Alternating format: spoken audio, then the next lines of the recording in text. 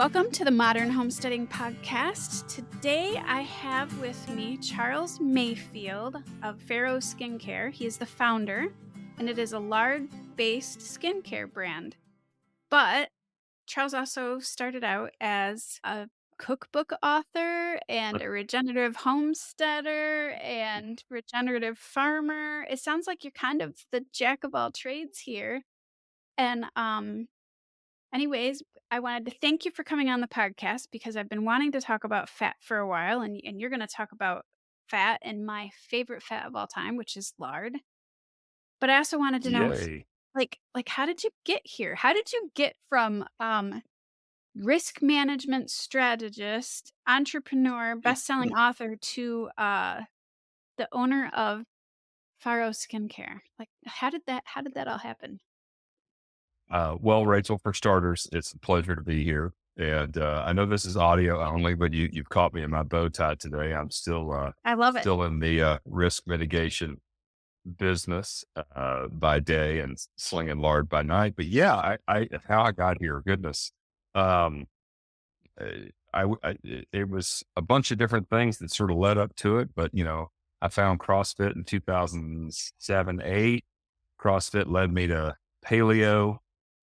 Paleo led me to farming, and farming led me to a rather absurd sunburn back in 2019. And I talked about this a little bit on the website, but it was a little bit of an act of desperation and curiosity. And I was at the time raising pastured pigs, and I had a jar of lard in my refrigerator to I was frying and cooking with. And I came home with a stage 5 alarm sunburn, and lathered up with it. That's what we call it down here. Lathered up with the lard. And wouldn't you know it, the sunburn, I put it on a couple times and the sunburn went away, and that was cool. But when I never peeled, and when, for your listeners that have ever had a pretty epic sunburn, you generally always peel, albeit sometimes,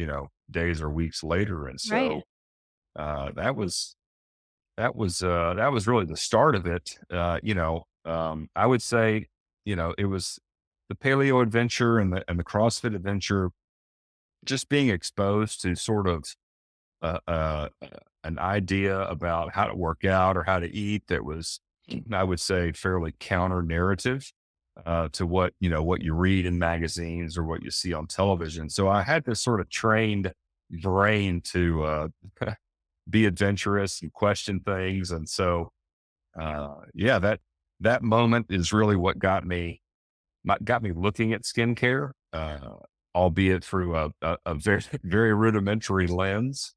And wouldn't you know it, the skincare products are absolutely chock full of chemicals. The consumer protection offered up by our regulatory bodies is abhorrent, to say the least. And and the diet industry and the skincare industry actually look a lot alike. I spent Yeah. many years in the paleo scene, and again, you eat this way, you coach other people to eat this way, and then you look at what there's a new meme video coming around now of some registered dietitian on television show talking about packing school lunches and what do you let your kids eat? Have Saw you seen that. that? I It's was floored. it makes me cry.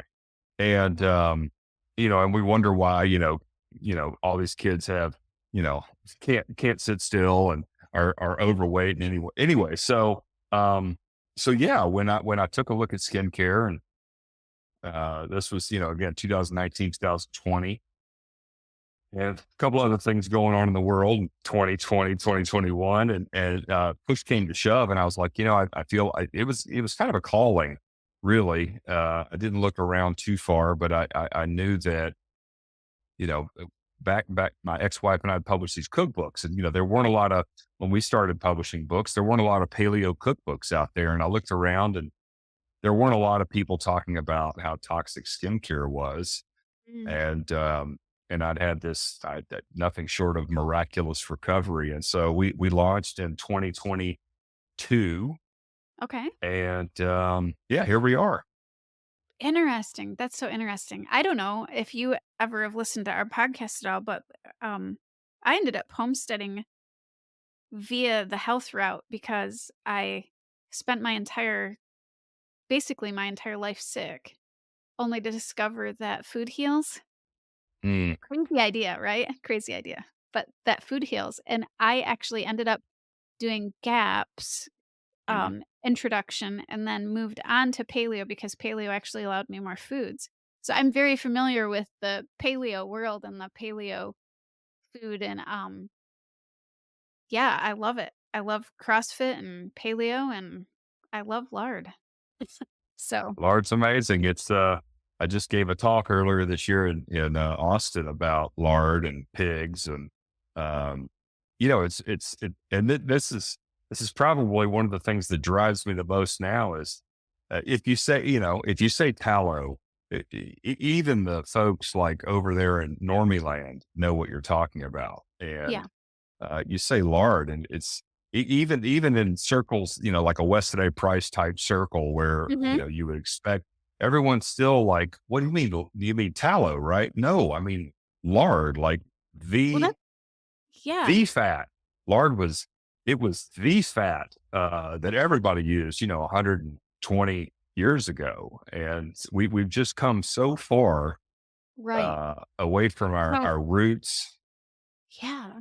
I was gonna ask you, so what, being part of the GAPS community and then part of the paleo AIP and the paleo community myself for I think, gosh, I started GAPS, it was 2010. Mm, So I've been doing this for, GAPS, paleo, carnivore, keto lifestyle for like 14 years now. And a lot of times you hear about tallow for skincare, but not so much about lard. So why did you choose lard over tallow? well, I happen to love pigs, and I cook. I never cook with tallow. Not that I Right. wouldn't. Um, and this is one of the reasons why again we never even cooked with tallow until in mass. We never really cooked with tallow until after the World War II. You know this, most of your listeners probably, tallow is hard at room Mhm. temperature. And Yeah. so in a cooking environment where you need a cup of something or, you know, it's more work. And so, um, yeah, why lard? I love the pig. Uh, I did have some intuitive sense about pigs and their biology and how they align with human biology, coming into this, but really, it was just circumstantial. I was cooking with Okay. lard from my pigs, and it worked, and you Right. know, it's just like GAPS or AIP or any of these protocols, it's like if it works, you pay attention, Yeah. and you sort of broaden your lens from there. And so it was really just happenstance. Again, I'm a big fan of pigs. They're omnivores, right? So they're curious and they're always, Yes. cows are a prey animal. And so, you know, walking up to a cow that you don't know or even one that you know pretty well and scratching their belly, that doesn't usually happen. They're always pretty suspect. And so that gregarious nature of a pig, I think is probably more suitable to my personality. And yeah, Rachel, I mean, bottom line, it works. And I don't like to say this. I don't want this to come across as disparaging in any way. We put tallow in our products. I'm a big fan of tallow, but Oh, okay. the grassroots of this thing is pigs and humans share way more biology than humans and cows do.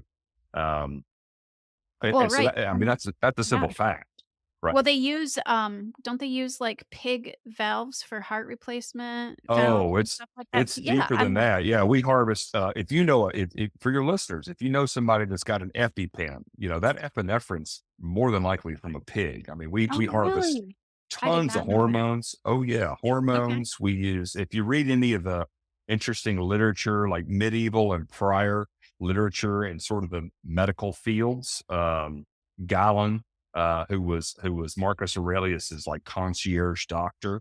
Uh, Arguably like the founder of like physiology, anatomy. Uh, Okay. there's like 4 or 5. Yeah, he credits like the anatomy and breakdown of pigs. A lot of people use pig skin to heal human skin issues. I mean, it goes way, way, way back. And so, uh, Right, and well, and they use that just because, like you said, the anatomy works really well with us. So what you're saying makes so much sense because if they're so compatible with us as far as replacement parts for us, why wouldn't the skin why wouldn't the fat be just amazing for our skin? yeah, and pigs get a bad rap certainly today. You're the don't eat them, they're dirty, or this, that, and the other. And Yes, yes, I hear it's, that a lot. I address that question quite a bit. There's a lot of religious texts that forbid the Right. consumption of pork, and we could talk about that. But the reality is, pigs are. I mean, we used to eat way more pork, as a dietary, staple in our diet, and A lot of people think of them, I think, as like the garbage can or the bottom feeders or something like that. So maybe you can address that all right, part of why. let's unpack this real quick. I love this question. Okay, so have you ever eaten out in a restaurant? Oh, well, of course. Of course, yeah. Have you ever seen pork or chicken tartare on a menu? Not No. either of those, no. Neither. Right. Because monogastric omnivores, which both pigs and chickens are monogastric omnivores, they metabolize things differently. They have different viral and parasitic loads and how they deal with those various things. And so, rewind the clock 10,000 years. Okay. We're we're hunter gatherers, right? The classic homesteader, 10,000 years ago, and you kill an animal, you eat it, and somebody gets sick, right? Right. Because undercooked pork can get you sick.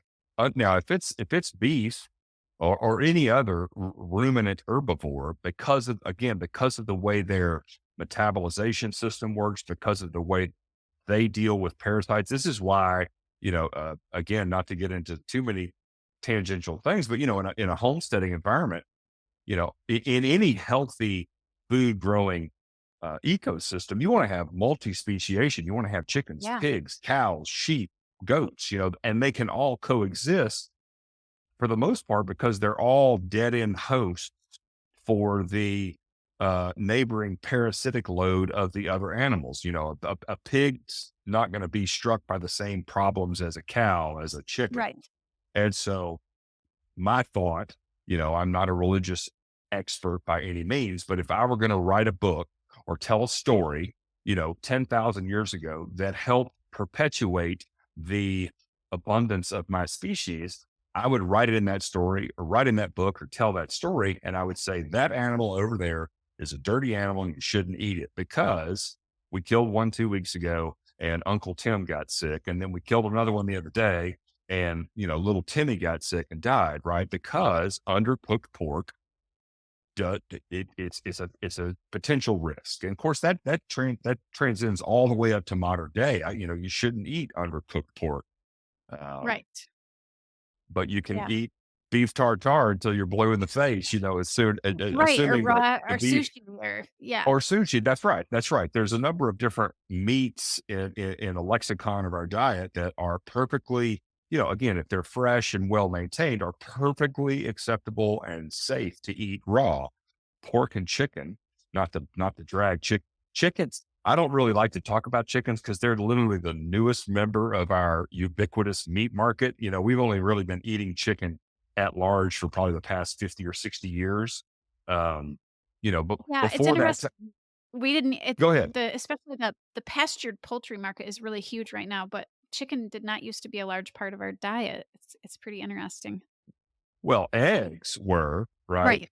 The, Yes. the only the only chicken we didn't have fried chicken or barbecue. The only chicken we ate, 100 years ago was an old rooster or stewing hen that we retired and threw in a pot and probably cooked for 2 days, to Right. turn into like broth and chicken soup. Exactly, because you can't waste I mean, waste not, want not, right? Oh, for sure. and throw those paws in there, get those chicken feet in there. That's the Right, right. best. Yeah, so um you talked about a little bit about that circle of life on a farm and talking about the parasitic load and didn't call it this, but obviously rotational grazing, which gets Mhm. into regenerative farming. So I think most people in our audience might probably know what regenerative farming is, but in case they don't, um, you maybe talk a little bit about that because you were a regenerative farmer, probably still are. I'm not sure where you source your pigs right now and your fat. So talk about that. Yeah, sure. So I like there are a couple of running around definitions. Here's my definition of regenerative farming. It's farming in a manner that builds soil. Okay. Okay. That's as condensed as I can get it. Now, what are the aspects of a natural system that help promote and build soil? Well, you've got a number of different species of animals. You cannot build healthy soil without animal impact, which is one of the biggest bugaboos of sort of this vegan, vegetarian, heal the planet movement. You can't have healthy soil without animal inputs in the form of manure, right? And so, if you look at the historic deepest soils on the planet, the corn belt in the Mi Midwest, Right. where we grow all of our Corn grains maze. today, Yeah. yep, those soils were built by, a natural system of herding bison, followed by migratory birds. You had high impact to the land, so everything comes in, grazes hard, poops and pees everywhere, and then it leaves. Right. So you have these massively intense moments of impact followed by long periods of rest, and you could ask what was driving the movement. Well, most of it historically was predation, right? So you had the wolves, the bears, all of that. Well, we've removed the predators from our modern day landscape, if you will, by and large. And so what regenerative farming does is it mimics that system. And so you've got, we'll just take your most common, ruminant herbivore, a cow or a sheep, and you give them just enough land to encourage high impact, right? Gosh, 10, 15 cows can be Right. on a quarter acre, an eighth of an acre of land for a day or two, and so high impact, and then long periods of rest. And the coolest part about regenerative ag, and again, for any of your listeners that are wanting to do this, you don't need a ton of acreage now. To get the high impact, you're going to want lots of hooves. And so if you're on small acreage, I would encourage folks to either look at goats or sheep as their leading ruminant, right? Pigs you can drop in anywhere. Chickens, yeah, we're not talking about. You can do a lot with 10 or 20 chickens in a Yeah. homesteading sort of sense, but having one cow on the land, albeit do it, a milking cow is a very, very good move in the homesteading sense. But if you want that impact, you're going to need many, many, many head of animal. And so oftentimes a sheep or a goat's a good way to do that. Um, but yeah, in terms of regenerative ag, so what we take that natural system and we neck it down Mhm. to a microscopic level. I'm sure you're aware of this, but for your listeners that don't know, that Joel Salatin's got a book called Polyface Micro. It's one of his newest books. Yeah, it's a great It's book. it oh, it's fan. I just Joel's like my de facto farming mentor. His family's been absurdly generous to me over the years with their Oh, time and wonderful. talent. Yeah, oh yeah, I've been to Polyface probably over a dozen times.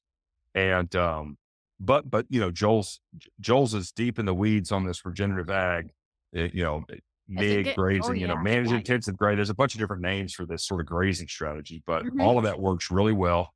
And it does work great in a small homesteading environment. But Rachel, at the end of the day, what we're trying to do is we're trying to apply natural systems to build healthy, vibrant soil, boost our organic matter as a percentage of the soil base, and work with nature as opposed to against it.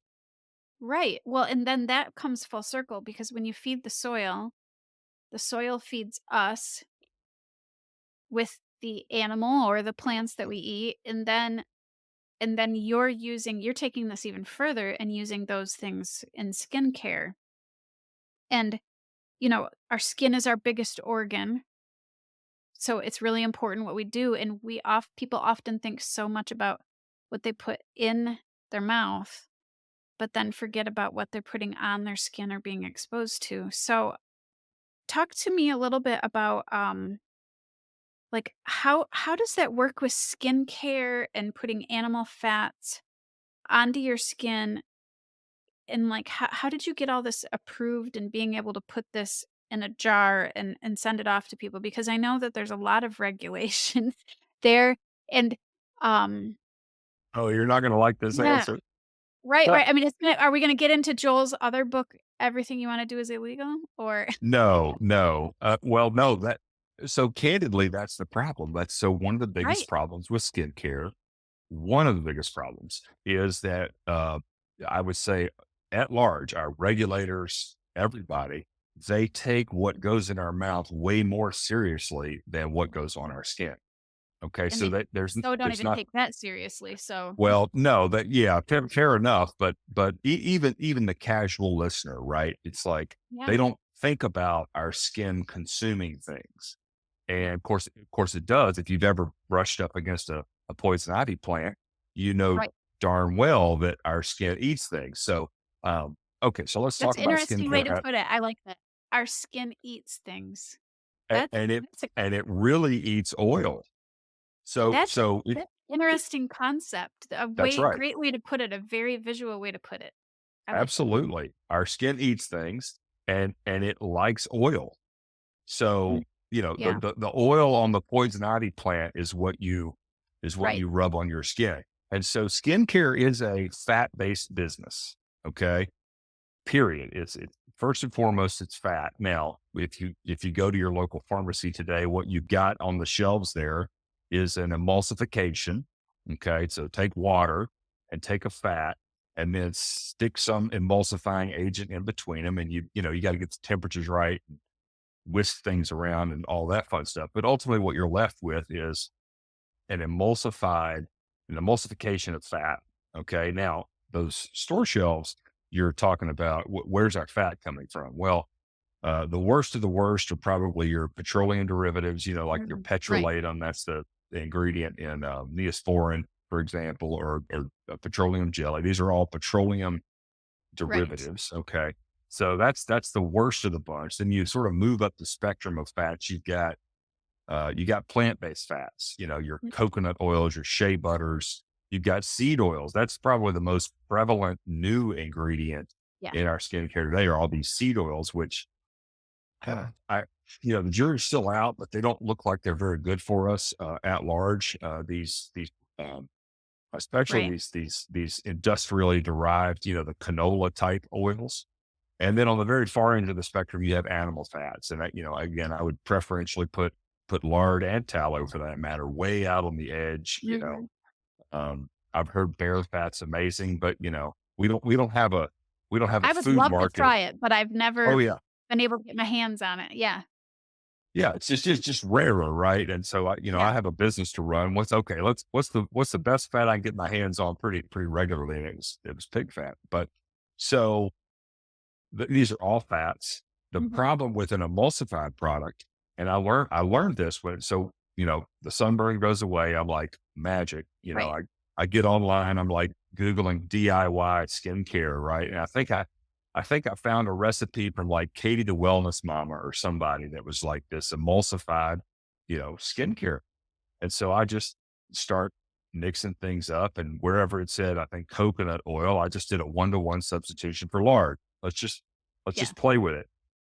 Rachel, I made the early batches of this stuff were the most luxurious cream you could ever imagine, right?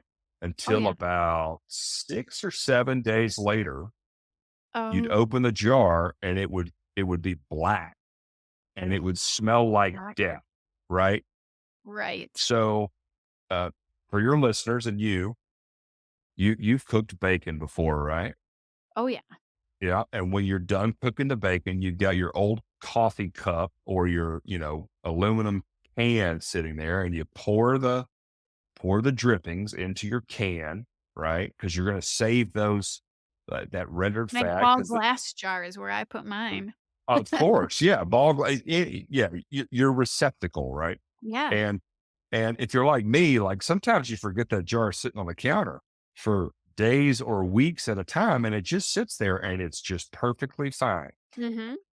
Fat, fat is not a viable fuel source for bacteria. There's nothing in fat that really and truly that can Okay. feed Right. bacteria, which is why you like to cook. Most homesteaders do. Confit cooking. Have you ever the French Oh, yes. I method actually of use it quite a bit. Yeah. that's right. Confit is fantastic, right? That methodology for cooking is hundreds or thousands of years old, right? So this pre-refrigeration, pre this, pre Mhm. that, right? And so People actually you store meat in it long term. for sure. Oh yeah, Yep. that's how you used to do potted meat. You just cook Yes. it and the fat cap, again, the heat has killed all the bacteria in whatever it is you're cooking. Anything Yep. nefarious in there is dead, and then the fat seals across the top of the container, and you just sits on the counter or put it in your larder or whatever the case may be. And when it's time to crack it open, you crack it open and eat it. So Mhm. fat is so, but when you emulsify, that's the point I was getting to. Sorry. That's When okay. you mix that water, when you enter water into that equation, then you have to put something in there that is going to keep bacteria, mold from Okay. growing. Okay. Okay. And That's it, and I've looked around. It looks like there are some fairly benign preservatives that you could use. Mhm. We're exploring some emulsified products right now to Okay. potentially branch out our business. But so there's a better way to keep mold and bacteria from growing in that product. But the point here is the industrial skincare world could get two craps about Right. quality. Um, we here's the other thing that people don't think about, right? So we've covered your skin eats things, right? Mhm. Okay, Rachel, our skin is covered with bugs. It is. And, It is this is something I it's funny because 'cause I'm pretty crunchy, and probably no, no, it annoys no. some of my family, but, it's one of the things that it seems like everybody's determined to kill all those bugs, and I feel like it's a not a good thing to kill all those bugs. It's a bacteria that you it's a relationship that your body has with some of those. Obviously, you can get overgrowth of anything, right?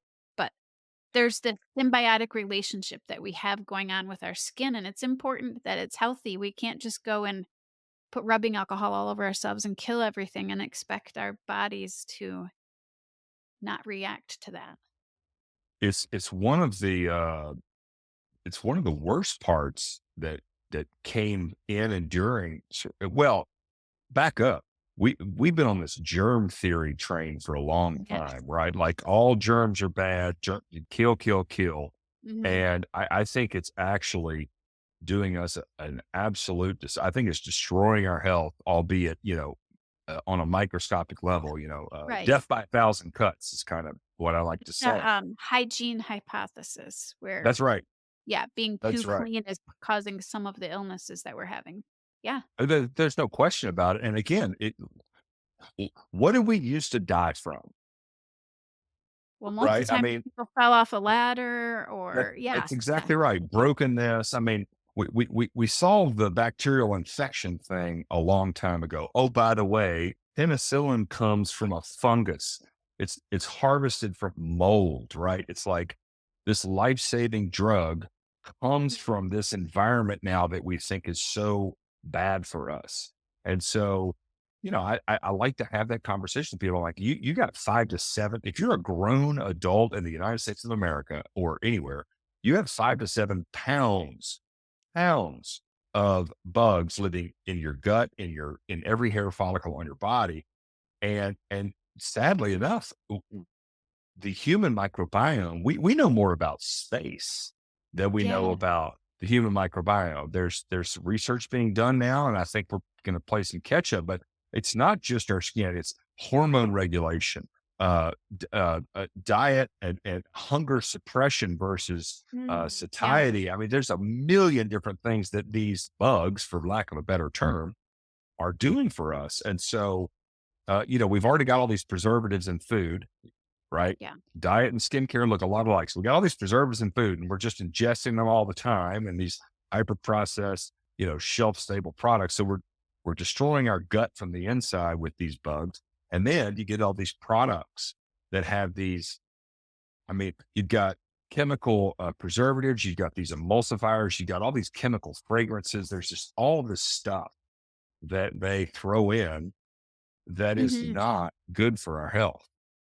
No, I mean, it's not good for your skin. We've got some of these products actually have endocrine disruptors that cause thyroid hormone problems. And that's what you're putting on your skin. I'm not even talking about what you're putting in your mouth.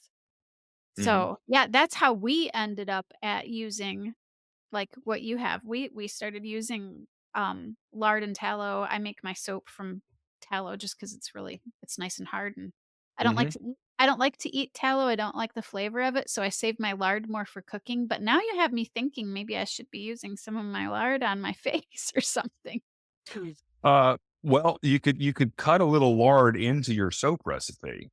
Yeah, I could. I could. So in it, Rachel, in 1910, okay, this is the year before Crisco hits. In 1910, all the tallow that we made in this country went to soap and candles. We did. Isn't I that mean, I crazy how say, fast?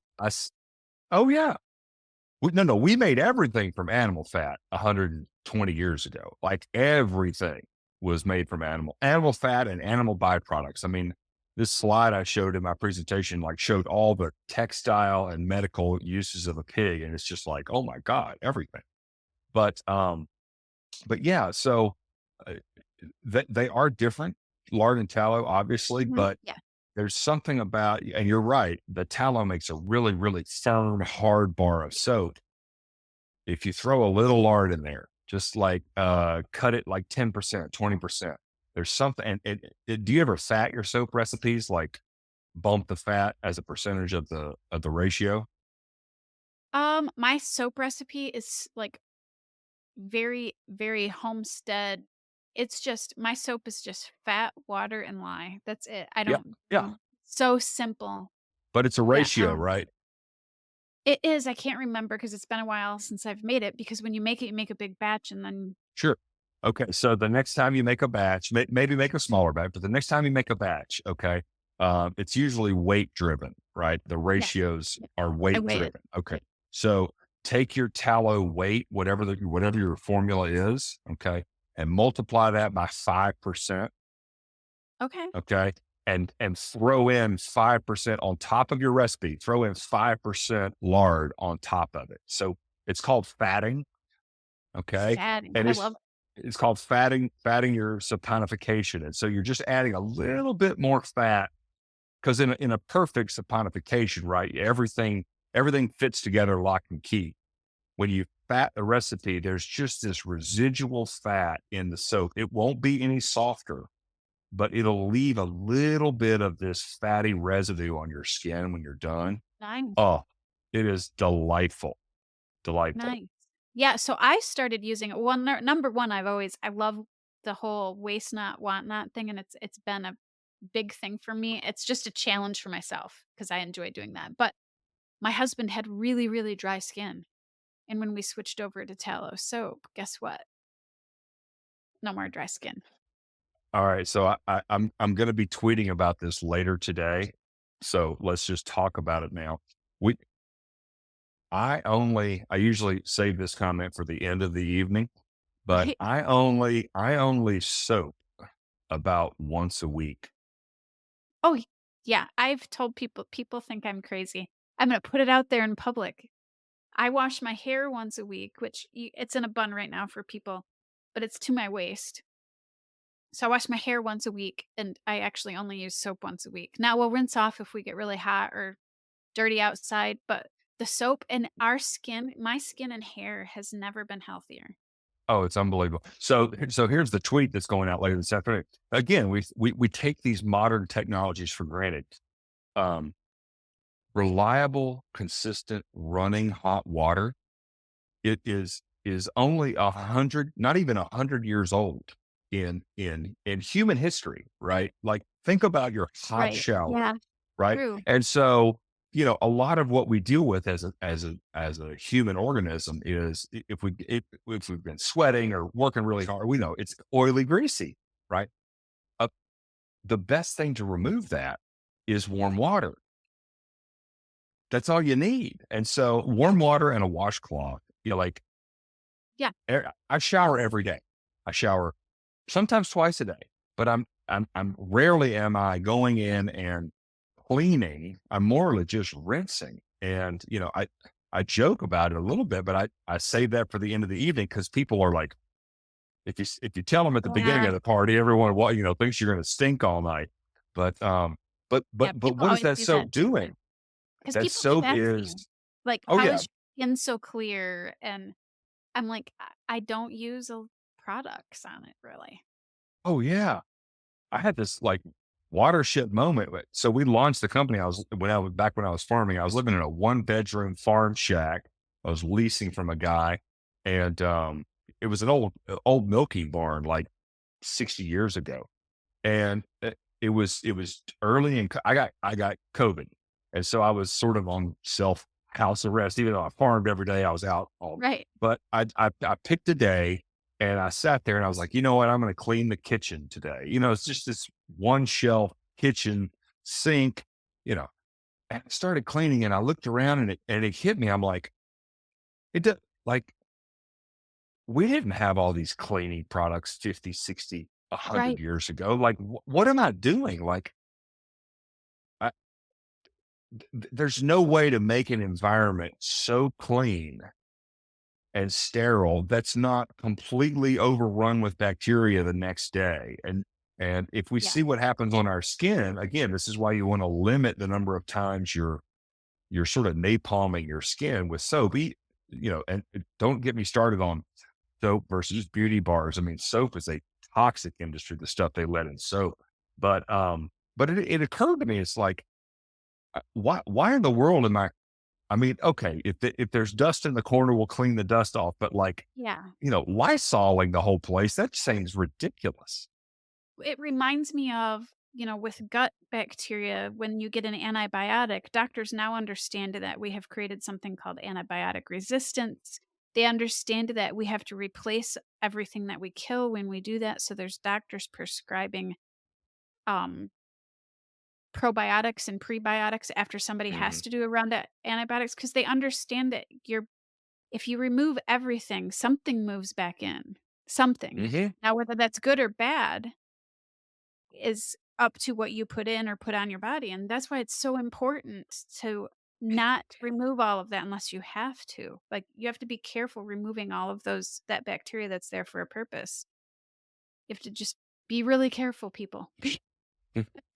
Well, think about a forest fire. Now that's a natural system. But, Yeah, if you come through there and things that would normally never emerge, are the first things to pop up when yeah, when yep, a forest fire is over. But yeah, it's I mean, I've got another thread I'm working on. I put it on Instagram a couple weeks ago, and I got a little bit of grief for it, but it was like, I said something effective.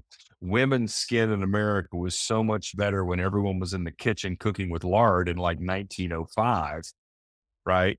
And it was a little bit of people get a little up in arms about yeah. telling You might women, get a little people hot about that one, yeah. oh yeah, well, sometimes you got to poke the bear. Um, but the point is, like, we used to literally, you know, women they would be in the kitchen cooking with lard, or they were in the garden getting vitamin D, and they were Mhm. outside and all, and of course we didn't wear all this, you know, crazy polyester garb, and it's a bunch of different things. But the point Right, yeah, is, our skin. I mean, we cooked with animal fat, and if you look at the skincare, so the skincare industry historically up until probably post World War II, the skincare industry has always been something that was virtually reserved for the elite, for the super wealthy, right? Because the ingredients were really expensive, they were hard to get their Okay. hands on, and I would argue most people, again, living sort of hand to mouth Right. homesteading, or I mean, good Lord, life was hard in 1895, right? But they were also the people that have historically been in the most need of skincare were the people that were the furthest removed from hunting, gathering, cooking, eviscerating, because you were constantly in contact That's so true. with animal fat. Yeah. Well, So, and and up until recently, I don't know how recently, you probably know more. A lot of what you put on your skin, you could also eat. Like, you oh, would for find sure. animal fats mixed with rose water or something like that, and, um, you just don't find that now. I wouldn't dare go and buy something off the shelf now and put it in my mouth. So, No, no, I don't, that I don't, I mean, I don't recommend people eat our products, although they're 100% edible. It's just a very right. high cost strategies for, Right. Yes. caloric intake. But, yes, if, a good rule of thumb is if you can't, well, go all the way back. If you can't pronounce it, you shouldn't eat it. And Yeah. if you can't pronounce it, you shouldn't put it on your skin. And if you can't eat it, I would argue you shouldn't put it on your skin either. So what But are yeah, some of your other tips for skincare besides not, um I always say not over bathing, but not over soaping, I guess would be the word you used. yeah, yeah. Well, I mean, pretty standard stuff. Make sure you're getting 7 to 8 hours of sleep a night. I mean, think about skin. Everyone's driven down the highway and seen the billboard, right? Our skin is our billboard. Okay. And so, which is great because it's going to symptomatically express health or lack thereof. When you get crappy sleep and you see your friends and you got bags under all these things are a topical manifestation of, you know, poor health or poor, maybe a poor night's sleep. But so sleep is absolutely instrumental. Um, stay hydrated, make sure you're drinking enough water. Ideally, this is a little bit further down there. But if you're not on well water or don't have a high quality water source for your showers and baths and all of that, then you might want to consider, getting the chlorine out of your Yeah. water, doing something on a filtration standpoint. Exercise, and when I say exercise, I'm just saying move, go for a walk. If you want like the coup de grace of healthy skin, like get up in the morning when the sun's coming up, go for a 15-20 minute walk, breathe through your nose. We can talk about breathing if you want, but we breathe through our mouths. We're supposed to breathe through our nose, and there's all these different muscles, and mouth breathing signifies fight or flight. And we're trying to just tamp down stress Yeah. as much as we can. So good sleep, hydration, make sure you're incorporating candidly a lot, as much animal protein and fat into your diet as possible, all the natural vitamins and minerals, the collagen, everything that's in there. These are just resources for your skin to look and feel its best. We have a skincare elixir. It's one of our products. It's a sublingual CBD elixir. Oh, Just because, interesting. yeah. So CBD has been known to dramatically improve sleep, lowers inflammation, and again, good sleep, good diet, moderate exercise. These are all things that are also promoting, you know, lower inflammatory sort of situations inside. And then, yeah, we already touched on, trying to trying to limit the sterilization of your skin on a regular basis. I think that's a good sort of Oh. baseline. Well, and getting some of that, you already said being outside in that morning light, but just the sunshine, we have Mm, this fear of getting any sunshine anymore. Yeah, and that's how you kind of discovered and stumbled upon this anyways, was from the sun, right? that's right. That's right. Well, and again, we've got this historied relationship with the sun. Mm. It's all the sunscreen that has tricked us. It again, let's go back to 1905. Okay, first of all, there weren't a lot of swimming pools in 1905, right? People weren't hanging out at the beach, you know, on the regular. So very few situations where it's noon and you're half naked in full sun. Okay. Right.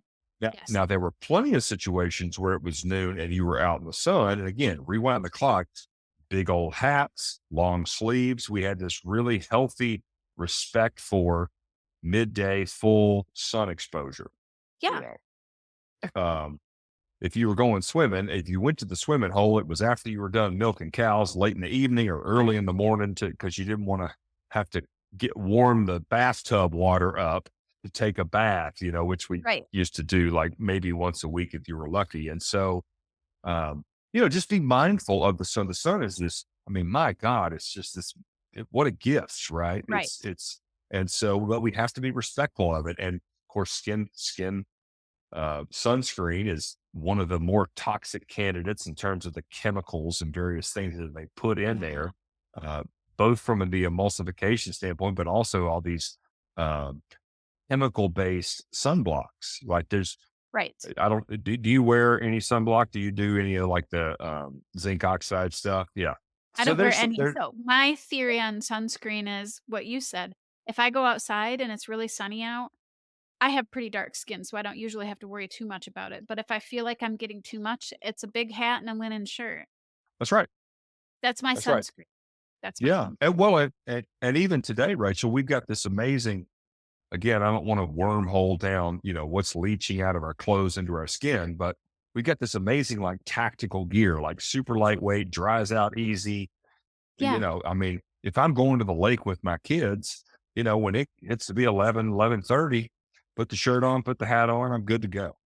Yeah. I mean, they have SPF shirts that work really well for Oh people. yeah. Yeah. Yep. Yep. Yep. Yeah. So So you could do that. I tend to be a little bit, like I said, a little bit of a crunchy girl. So I love my linen and cotton. yeah. Oh no, But they do I'm work. a, I mean, if you're at the beach with your kids, they have those. They have SPF shirts and SPF, mhm. and then big hats and they have screen tents and yeah. Boy, I'd love to see hemp clothing make a comeback. Wouldn't you? I would too. I'm Oh. hoping that it does. I'm hoping that it does. I I just love that idea, but So I don't know. I No. was, yeah. So the summer I got sunburned, we went pretty hard and fast into the hemp game. And I had just planted 20 acres of hemp the Okay. day I got the really bad sunburn, and I still have it. It's at home.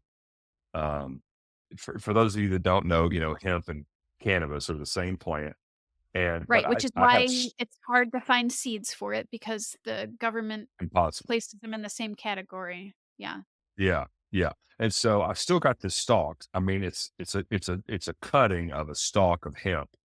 And Rachel, I mean, it's probably it's probably no thicker than my index finger, and it's about 6 inches long. And I've handed that piece of material. It's dried now, and I Okay. peeled the skin off. It's just the fibrous trunk. I've Okay. handed that stick to I can't tell you how many people. First of all, it's light as a feather. Okay. So in terms of like strength to tensile strength to like weight, it's light as a feather. I have yet to find somebody that could break the stick in half. And it's not any thicker than my finger. You think Interesting. about breaking a stick. Such Yeah, I'm strong hoping stuff. it makes a comeback. I've also heard how great it is for the soil and Mm. how big it grows and how much it grows and how before I can't remember when it was, but at some point it was outlawed, and before that, like, a lot of our clothing and our paper and everything was made from it, and then they banned it, and yeah, so It's yeah, tragic. But that thing. one day we'll be living in a totally free society that allows plants to grow, That would be nice, wouldn't it? wouldn't it?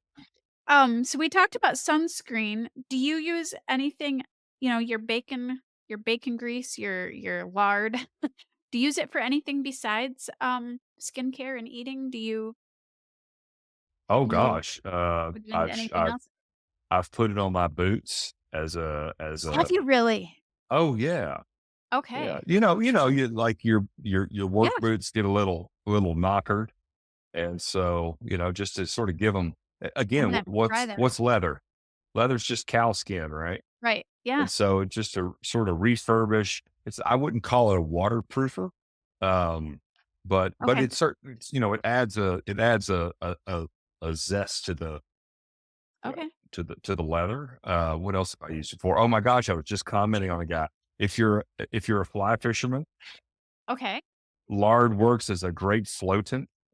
So if you've got like a caddis fly or something That that you're makes fishing sense. top water, oh yeah, anyway, a little bit goes a long way. And That so makes sense. you're just, uh, as a floatant.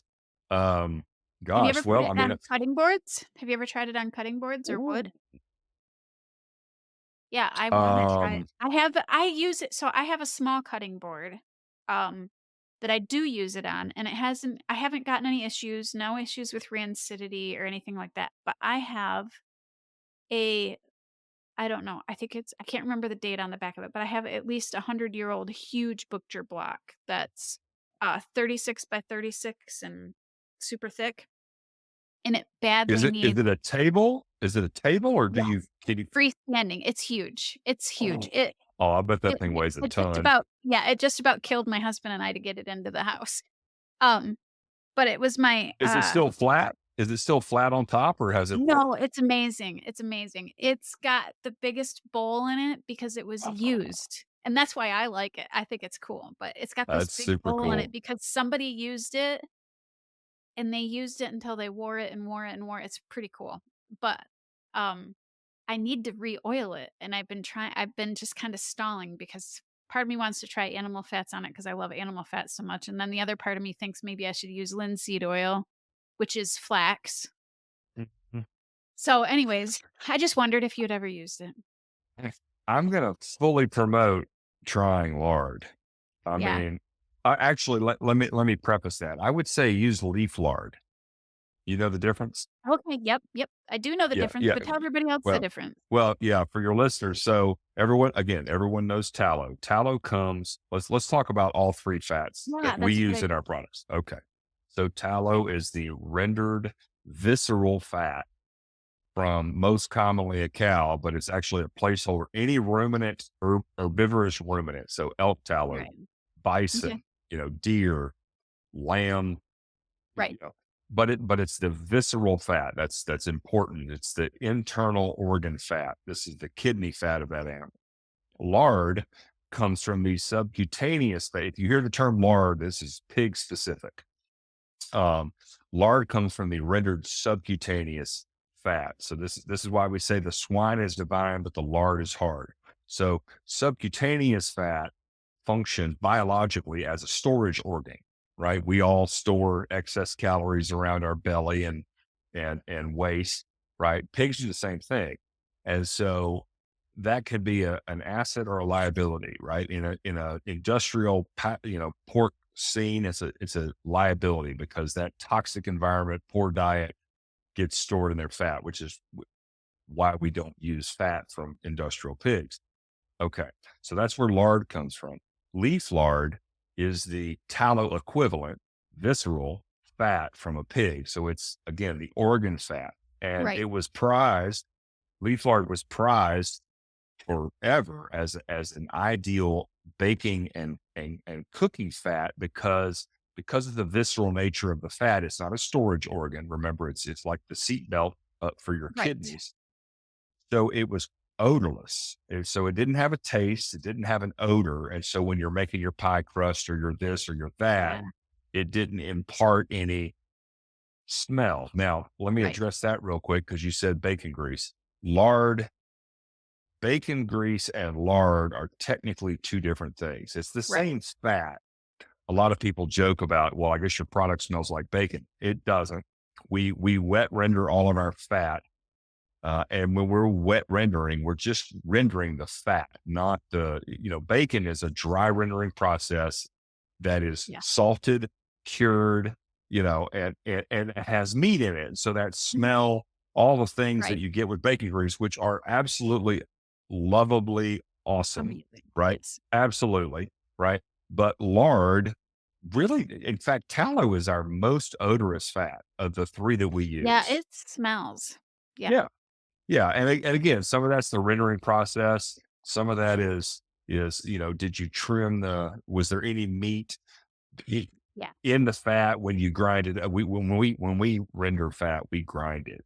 Just it renders much Okay. easier and better. But anyway, so I would suggest maybe trying leaf lard, really really light. I don't think just a little dab and see how far you Yeah. can spread it on there.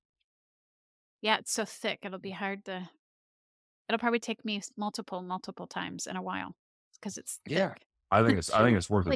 Like, There's a good chance there's been plenty of lard on that cutting board before. oh, I'm sure that there is. So with leaf lard, I just love leaf lard. In fact, it's like my grandma, of course, I'm a little bit older, so my grandma would be my grandma was almost 100. Not very long ago, she passed away, but she would be almost 100 now. And grandma's prized, pie always had leaf lard in it. Mhm. That's why the pie crust, best pie crust has got leaf lard in it. So, yeah. If you So what if is you your look at favorite do you have a specific pig that you prefer for lard? oh, Because obviously there are pigs out there that are more meatier, and then there's pigs mhm. out there that are your fat pigs or Yeah, we your lard lost pigs. yeah, we lost all but 3 of our lard breeds, after World War II. Mm, Um, Funny fact, they rationed lard during World War II. yeah. Yeah. Why? Do you know why they rationed it? I don't. Do you? Yeah. You can't make nitroglycerin out of cottonseed oil. You've seen Fight Oh, Club, right? they used fat. I did You not s you've realize seen Fight Club, right? The movie I have Fight not. Club? I have Okay, not. well, it's a classic.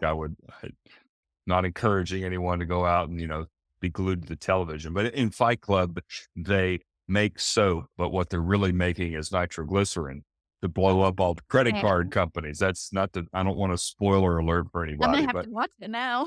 I think you do. Brad Pitt's amazing role. Anyway, that was why we rationed it. It's not because we were Okay. cooking with it. It's because you can't now fast forward to today, all of our explosives are made with Oh, yeah, they could synthetics. probably use Oh yeah. Yeah. But them. back then, and again, Crisco was already on the shelves. Like we had all the cottonseed oil, all the tallow, Yeah, we had all access to all this stuff, but lard is particularly good at making nitroglycerin. And so that was really the nail in the coffin of large. So because we rationed it for 3.5 years, right, right? and So I then you can't. made this beautiful Here, Crisco. here's this Crisco. It's better. It's better. And so that was the nail in the coffin. Um, but leaf lard, I'm convinced. So Crisco is bleached white. It doesn't naturally look that way. Hydrogenated cottonseed oil, and the consistency of Crisco is almost spot on match to the Yeah, consistency of leaf lard. Again, we talk tallow's hard at room temperature. Lard at room temperature is really soupy. Like yeah, you can just spoon it out. Leaf especially if lard you're because using that visceral lard is much oh, liquidier so than yeah, yeah, the leaf lard's in the middle of those two. yep, It's got a creamy, almost like a frosting on a cake yes, texture to it. yes. Yep. Yeah, that's why, if you make a pie out of the other kind of lard, your crust isn't as good as the leaf lard. It's Yep. that texture, that consistency.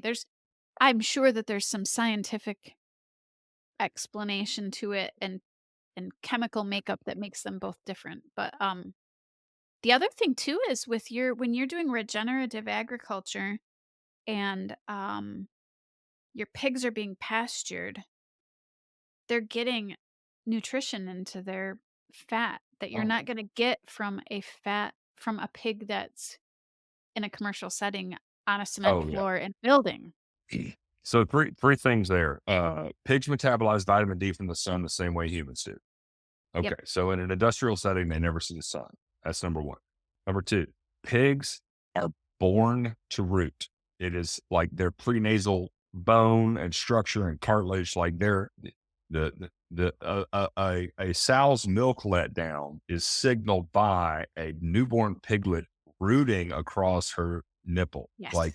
like the Yep. mechanic. but they're taught to root from Yeah, day if you've one. ever seen it, you see it's like the It, it, exact it's a, same. it's literally a rooting motion. It's the coolest thing to ever witness. And so pigs, God anointed them with the power to dig and root, and that is robbed of them in the industrial setting, concrete floors, slotted floors, all that fun stuff. So they don't get to do that. And in rooting in nature in the pasture, you know, I was a pig farmer. We fed our pigs. This wasn't just go out on the land and get all your food. No, we Right. had we had a farming model. We had 20 pigs that we had to feed, but they also rooted, and it was kind of like their multivitamin. Your average pasture pig's probably going to eat a pound or two of dirt a year in the Right. pursuit of a grub, of this or that, and so all of that mineralization and exposure it's remarkable for their health. And so those are the three big things. And of course, you got overcrowded conditions and blah, blah, blah, blah, blah, just the industrial setting. It is sad. Well, and And all of that, I'm sure you're looking for that in your products, but all of that comes through in the vitamin and mineral profile of the lard that is going either on your skin or into your soap or into your body whenever you're that's right. rendering it. Yeah. I don't know if I, I know they're doing a lot of transdermal vitamins now. Does vitamin D work transdermally? Figured you would know. it absorbs. Does Yeah. it? Okay. That's Well, again, we eat fat. Our skin eats fat. So if the fat is vitamin D containing, right? This is okay. I'm glad you pulled on this thread. So most of the vitamins and minerals that you read on the label of your skincare product, we'll talk about retinol. Retinol is a big buzzword yeah, in vitamin E. skincare.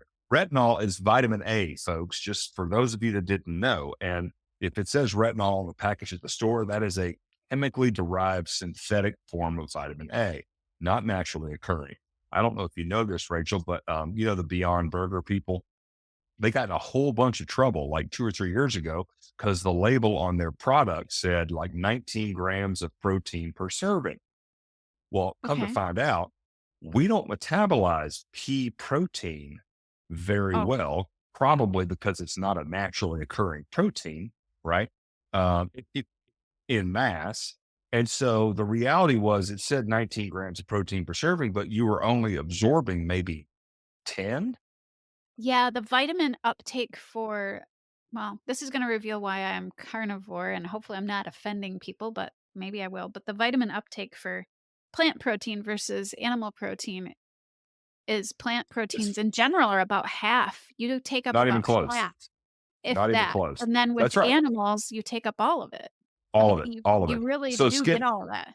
yep. And skincare is the same. Okay. So if the labels, well, so we just jump from animal to plant. I'll even go a step further and say lab, right? So Right, yeah, synthetic there's lab. compound, synthetic. Yeah, that's right. So you've got proteins and vitamins and minerals from meat, plants, and then you've got totally synthetic stuff. That is the worst efficacy in terms of how we metabolize it, how we ingest it and make it part of our being. Um, that stuff's awful. And so if you want the most nutritious skincare, you're going to use products that are made out of animal fats. Yeah, I was just thinking that. I'm like, now I need to go and look up the nutritional profile of pastured lard, and that's what you're putting It's on your skin, basically. it's hard to find. There's Yeah, not it a is. lot of I know studies that, on it. Yeah. I know that one point John Moody did a lot of work with that for Weston Price, Yep. and, One of but my that was quite a references, while ago. That was quite a while ago. yeah. One of my references is some of John's old work. Yeah. It's go find a double blind placebo test on carnivore diet or paleo. Right. Well, There's no yeah. money in it for the big industry, and so I did run across there's a pig oil study out of the UK on alopecia. It was a rat study. Interesting. Um, So it's hard to applying it find. or eating it? So applying it. So Okay. Rachel, so I put this stuff in my hair right now. I know this is video only, but or Right. audio only, but I'm coming through on the video. My hair's thickened over the last year. I'm putting it, Really? I use it as a pomade, and it's sort of a Oh, styling, right, right. right? Yeah, style, like Works a great. gel. Yeah. So this poor fella is running this rat study in the UK using pig oil, and he has alopecia. Well, he's every day he's taking this pig oil and he's rubbing it on on all these rats. And what, like 2 weeks into the study, he's like, well, why in the world wouldn't I just go ahead and try it myself? And so and in 6 months, his hair grew back. His hair That's grew back. crazy. I, it's Did they impossible. repeat I they repeat the screenshot. study?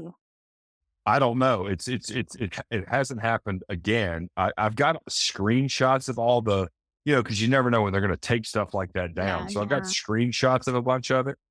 But yeah, I mean, Interesting. I just find so much of this interesting. I am not a antagonist to vegetarians or vegans. I mean, people make life choices, but for me, this having animal products back in my life, because I went a number of years without, I was actually vegetarian and vegan for a few years. It welcome changed back. it changed my health. So, Oh yeah, yeah, it changed my health. And I did that trying to gain health back. I was experimenting with whatever I could because modern medical didn't give a lot of hope, you know? no, And so I no, was experimenting, doing whatever I could, and of course, I thought that would be good, and it wasn't good for me, and, I landed with a very, very heavy meat and fat diet, and yeah. I'm thriving. So, I have personally less patience with the vegans, just because I've been I was raising meat before, and I was a paleo guy and all yeah. this. Um, but I have some empathy for them, Yeah, some. But yeah, the thing, like the three things that they hang over everyone's head could not be further from the truth, right? And that's the thing that really gets my goat. Like, bloodless diet. Give me a break. Like, you've obviously never ridden a combine or know how many bees die annually at the expense of your avocados or almonds. Um, yeah. nutritionally dense, give me a break. Well, And so, one of the reasons we started using more animal fat wasn't just because I like it, and wasn't best just because I didn't wanna waste, but, I didn't wanna be shipping coconut oil and avocado oil in, and a lot of that you have to be careful whether or not it's fake with Mhm. avocado oil. I don't know about coconut oil, but avocado oil and, olive oil, and I Oh, was like, olive oils. yeah, and, like, why I live in the North. I have tons of friends that have animals because I personally don't have any yet. We're working on it. We're working on transitioning to another homestead, but why don't I just start sourcing all my fat there? And now I don't even know when I have bought fat in a container. I think I bought a thing of avocado oil a year ago, and I still have most of it Yeah, because we just yeah. use lard and tallow and It's butter, great. all animal fats. Well, Yeah, and, listen, it works. So anyways, I yeah, I commend you. That was a hard leap to make, but I love the way your mind got there. It's like I'm shipping this from halfway around the world, right. you know, Yeah, and if I and lived at the equator, maybe it would make more sense, but where I'm at, it just didn't make sense, and, I was actually considering doing a soap company. We had been making and selling a little bit of soap, and it was called, Northern Lard and Tallow, and one of the nice. things that I wanted was for it to be local. Well, what do we have local here way up in Northern Michigan? Animals. We don't have anything else that's local and natural, so that was kinda what I was doing, but then we steered away from doing soap just because of insurance and stuff like that, so now I just make it for me and a couple family members. Okay, so I skipped over this question earlier. I want to come back to it just Yes. to address the gorilla in the room. Okay, so what laws did I, Yeah. have to follow? Um, this is the problem. There aren't that many. Okay. Now, Okay. when it comes to the laws in skincare, what you're talking about are labeling laws. So you got to have the ingredients and claims. Those are the big two. Okay. I don't make any printed claims about what our products do, and everything's on the label. And so that's kind of all it takes to get into skincare. If you'd like, um, Interesting. you still got to be careful, but again, that's Right. also part of the problem.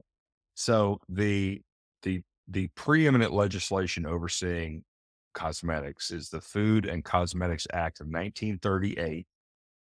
Right? It was written in 1938. It's been updated at least twice since then, but they've excluded cosmetics on both the updates. So here for your listeners, here are the rules around safety testing in consumer cosmetic products. If it has a color additive, then it has to go through pre-market safety testing according to the Okay. FDA. That's it. Oh, that's it. Wow. That's it. Hmm. So if you think about like big tobacco versus big skincare, right? Big tobacco, nicotine, nicotine, nicotine. It took like a tremendous amount of government studies. I mean, they basically had to say, okay, these things cause cancer. They reached an absolute tipping point in terms of that. We haven't gotten to that tipping point, unfortunately, with skincare yet, but I think we're well on the way because the chemicals they allow in, there's a big difference, Rachel, between testing a product for efficacy, how well does it work, Okay. versus testing it to make sure it's not going to harm somebody. Oh, You okay. follow me, Yeah. right? Yeah. Yeah, those are two different tests. Because I Right. don't want to make a product that you put on your skin, and next thing you know, your skin you break out and rashes and hives Yeah. and all that, Right. right? That's a far different product than what's the best product we can make that's going to nourish and feed skin. Those are two different Right. paths. And so not only do they have very lax legislation, all the skincare companies are doing their own testing. There's no FDA testing unless there's a color additive. And even then, the FDA is not testing. It's the manufacturer testing it and sending the results to the to Wow. the I uh, to didn't the realize FDA. there was almost none. That's crazy. For pre-market safety testing. Now again, every product tests this stuff. And so we got the bunny ears, the animal cruelty free, like you're Right. a better product if you didn't have to test it on animals. Of course, now they make lab grown human skin equivalents. But yeah, it's absurd. The FDA prohibits the use of 11 chemicals in skincare. 11. Okay. Okay. By contrast, the EU, the European Union, prohibits over 1,300. Isn't that crazy? It's pretty Now interesting. so one of the things I didn't mention was I used to work at a health food store. I was actually a manager and I brought in things. And one of the things I learned was there are other labels and companies that there's like some apps that you can get on your phone. Mhm. But once There's you the get E. those, you start yeah, the environmental working group. Uh-huh. It's EWG. Yep. There's a couple more, like I can't remember. There's another one. I was just on the tip of my tongue. But anyways, you need those when you're looking at ingredients you can't read. But with something like what you're making, you can read all the ingredients. So you don't need to have a little scanner to scan and go, "Oh, this is safe," because you can read it. It says lard, tallow, whatever else you put Yeah, in it. Yeah. and the term generally recognized as safe freaks me out because if you go to the EWG, there's a lot of stuff in there that's grass rated.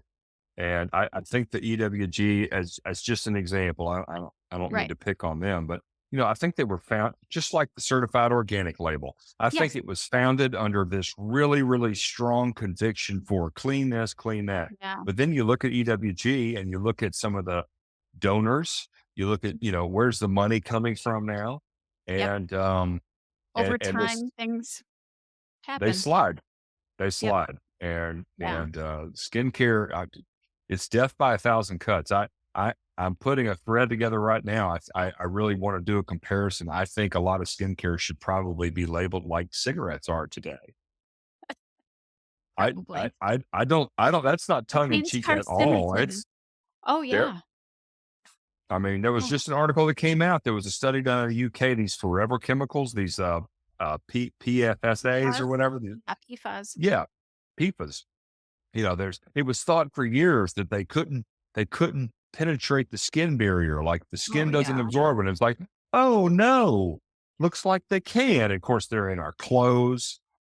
They're That's very right. common in sunblock and some of these other products. And it's just like, guys, you just stop being so asleep at the wheel. It's really tragic. Yeah, and we're finding more and more of this stuff crosses, like, the, um the brain barrier, or babies are being born with it because it was getting passed on to them in the womb, and, um, I And think that these are forever chemicals. These are once they're right. in, they're there. Yeah. Yeah, That's not good.